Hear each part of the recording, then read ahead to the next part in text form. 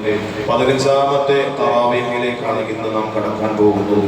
ഇന്ന് 14ാമത്തെ നോമ്പാണ്. നമ്മുടെ നോമ്പുകളും എല്ലാ തറാവീഹ് നമസ്കാരങ്ങൾ ഉൾപ്പെടെയുള്ള എല്ലാ സൽക്കർമ്മങ്ങളും അള്ളാഹു പരിപൂർണമായി സ്വീകരിക്കുമാറാകട്ടെ. 15ാമത്തെ തറാവീഹ് നമസ്കരിക്കുന്ന ഒരു മനുഷ്യൻ അള്ളാഹുവിന്റെ ഹബീബായ നബി സല്ലല്ലാഹു അലൈഹി വസല്ലം തങ്ങൾ സ്വഹാബത്തിന് പഠിപ്പിച്ചു കൊടുത്ത പ്രതിഫലം തുസല്ലി അലൈഹിൽ മലായികത്തു വഹമലത്തുൽ അർശി വൽ കുർസി.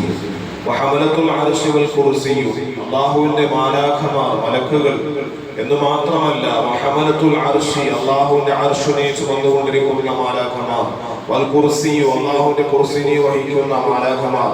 ആ മാലാഖമാർ മുഴുവനും 15ാമത്തെ ദിവസത്തെ തറാവീഹ് നമസ്കരിക്കുന്ന 15ാമത്തെ തറാവീഹ് നമസ്കരിക്കുന്ന ഒരു മനുഷ്യന് അവന് വേണ്ടി ഗുണത്തിനായി പ്രാർത്ഥിക്കുമെന്ന് ആദരവായി നബി സല്ലല്ലാഹു അലൈഹി വസല്ലം നമ്മെ പഠിപ്പിക്കുന്നു. അത്തരത്തിൽ എല്ലാ നന്മകളും സമ്പാദിച്ച് പരിശുദ്ധമായ റമദാൻ വിട പറയുന്നതോടുകൂടി എന്നെ കുറിച്ചും നിങ്ങളെ കുറിച്ചും നമ്മൾ ഓരോരുത്തരെ കുറിച്ചും നമ്മുടെ കുടുംബത്തിലുള്ളവരെ സംബന്ധിച്ചുമൊക്കെ അള്ളാഹുവിന്റെ അടുക്കൽ നല്ല അഭിപ്രായം പറയും. അള്ളാഹു ഇന്ന മനുഷ്യൻ അവൻ കൃത്യമായി ഞാൻ കടന്നു ചെന്നപ്പോ എനിക്ക് വേണ്ടി കൃത്യമായി മുസല്ല വിരിച്ച് എനിക്ക് വേണ്ടി എല്ലാ സ്വാഗതങ്ങളും ചെയ്ത് പരവതാനി വിരിച്ച് നൽകിയ മനുഷ്യനാണ് റബ്ബേ എന്ന അള്ളാഹുവിന്റെ അടുക്കലേക്ക് റമദാൻ സാക്ഷി അനുകൂലമായ സാക്ഷി പറയുന്ന അവസ്ഥയിലേക്ക് നമ്മുടെ റമദാനുകൾ എത്തേണ്ടതുണ്ട്. അള്ളാഹു നമ്മെ കബൂലാക്കി അനുഗ്രഹിക്കുമാറാകട്ടെ. ഇനിയുള്ള ദിവസങ്ങൾ വളരെ ശ്രേഷ്ഠമായ ദിവസങ്ങളാണ്.